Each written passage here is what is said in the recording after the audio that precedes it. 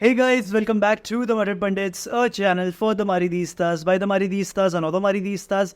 अगर इस चैनल पे आप नए हो तो यार प्लीज़ चैनल को फटाफट से सब्सक्राइब करो, इस वीडियो को लाइक करना एंड इस वीडियो को एंड तक ज़रूर देखना बिकॉज आज काफ़ी सारे टॉपिक्स कवर करने वाले हैं। लेकिन सबसे पहले मैं तुम्हें बता दूँ, कल का वॉच अलॉन्ग मैं इसलिए नहीं कर पाया था बिकॉज मुझे एक बहुत ही ज़रूरी इंपॉर्टेंट फंक्शन में जाना था यार, फैमिली फंक्शन में जाना था, इसलिए वो नहीं हो पाया था। एंड उसके बाद मेरा सर भी थोड़ा दुख रहा था तो मैं नहीं कर पाया था। So generally very very sorry यार। बहुत लोगों ने डीएम किया पूछते कि विधान भाई आप अब वॉच अलॉन्ग क्यों नहीं कर रहे हो, तो ये वो रीज़न था। लेकिन अगला जो भी मैच है नक्की, चाहे वो 1:30 को रात के 2:30 को रात के, मैं डेफिनेटली वो वॉच अलॉन्ग करने वाला, तो तुम्हें टेंशन लेने की कोई ज़रूरत है नहीं।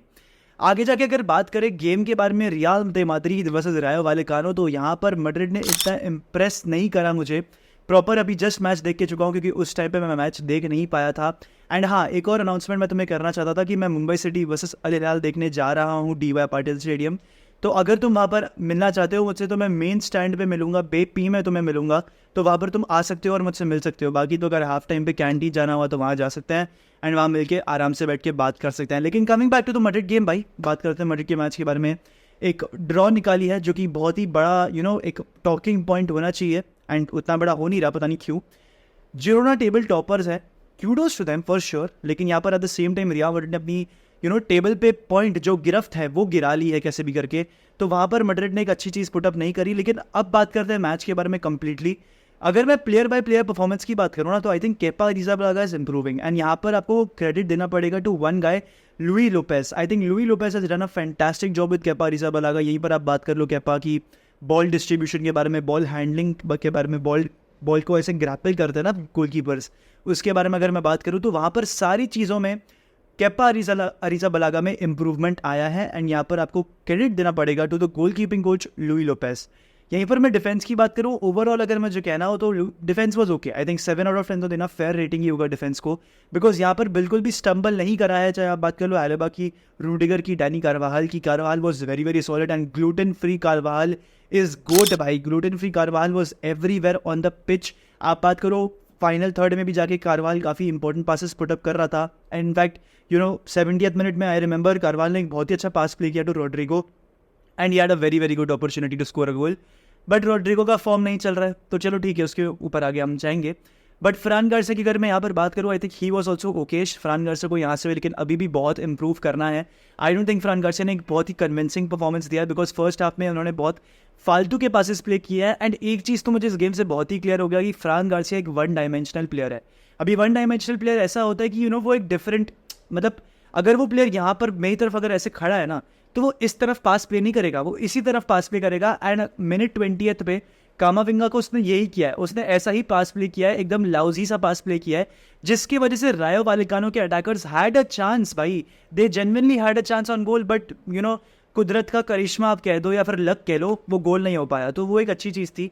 But overall Fran Garcia really needs to work a lot भाई। एंड जिस तरीके से ही बेयरली ओपन्स हिज माउथ, तो वो चीज़ मेरे को अच्छी नहीं लगती। Fran Garcia has to speak, he firstly, मतलब even if not good performances, he has to speak, he has to say something. वो चुपचाप अच्छे बच्चे की तरह खेलते रहता है भाई और क्रॉसेज डालते रहता है, इतना कुछ करता नहीं है, तो वो वहाँ पर मेरे को एक कंसर्न लगती है उसके लिए।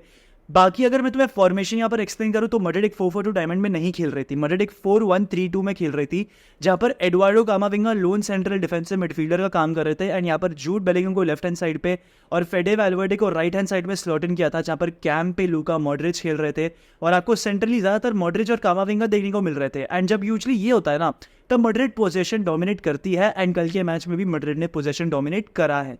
अब अगर आगे जाके बात करूं कि क्यों रियल मैड्रिड ने 4-1-3-2 अपनाया, क्यों रियल मैड्रिड ने 4-4-2 डायमंड शिफ्ट कर दिया, बिकॉज अगर आप देखो 4-4-2 डायमंड पे जो बेस होती है ना, जो बेसिकली जो सेंट्रल डिफेंसिव मिडफील्डर होता है, जो यूजली हमारे लिए ऑरेलियन चुआमेनी खेलते हैं, वहाँ पर उस पोजीशन पे बहुत एम्फेसिस होता है बिकॉज ये ना चांसेस बिल्ड करते हैं। सिर्फ ये इतना सा नहीं होता उनका रोल, ट्रांजिशंस को रोकना, ट्रांजिशंस को किल करना, ट्रांजिशन स्टार्ट करना, वो सारा काम भी होता है। एंड उतना अच्छी तरीके से एडवार्डो कामाविंगा उसको प्ले नहीं कर सकते, इसलिए आपने फॉर्मेशन बदल दी। एंड कहीं ना कहीं आपको मैन टू मैन जाना था अपने अटैक के फेस में, तो इसलिए मैड्रिड ने फॉर्मेशन अपनी बदल दी।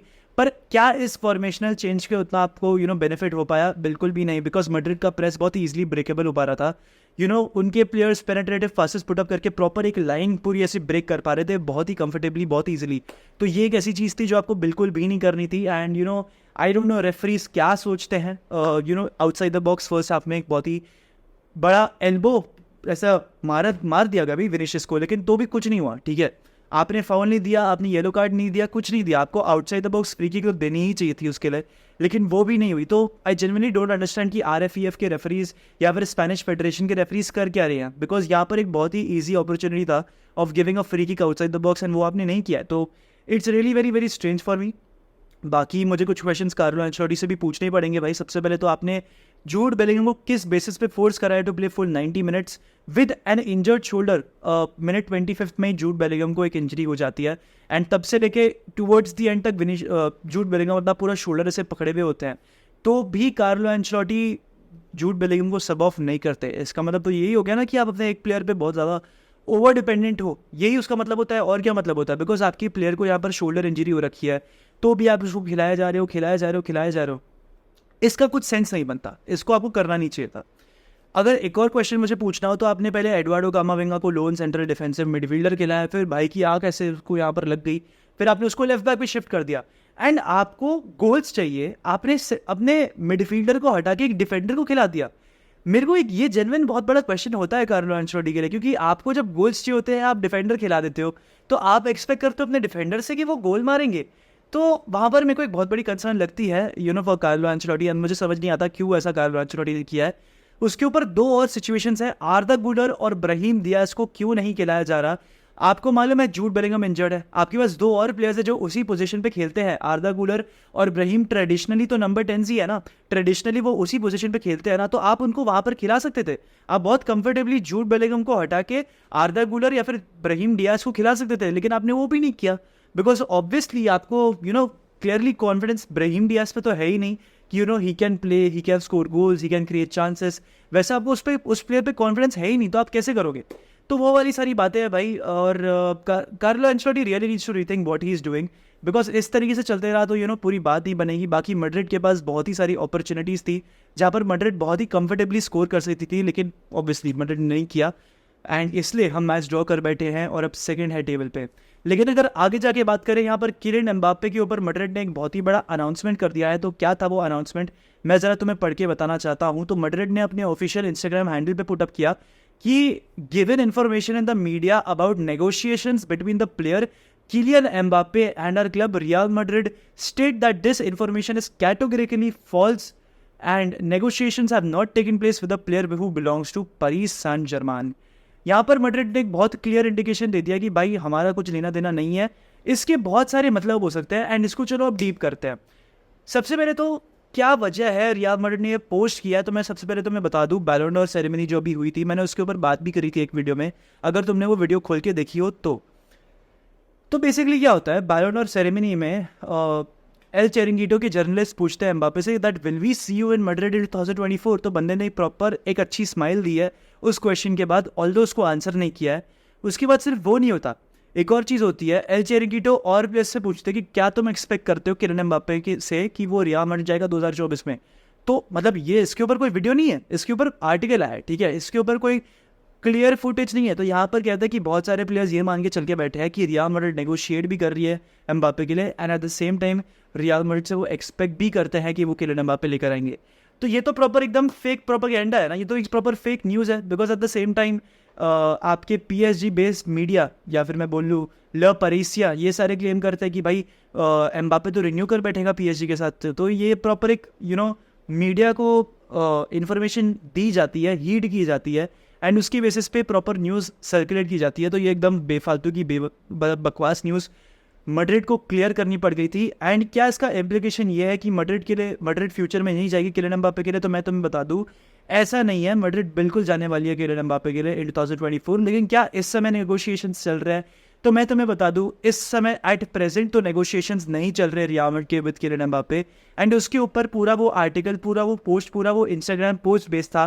तो आपको इतना फिक्र करने की ज़रूरत नहीं है। ये सागा अब तक एंड नहीं करी है, लेकिन इसका सागा का एंड बहुत जल्दी होने वाला है।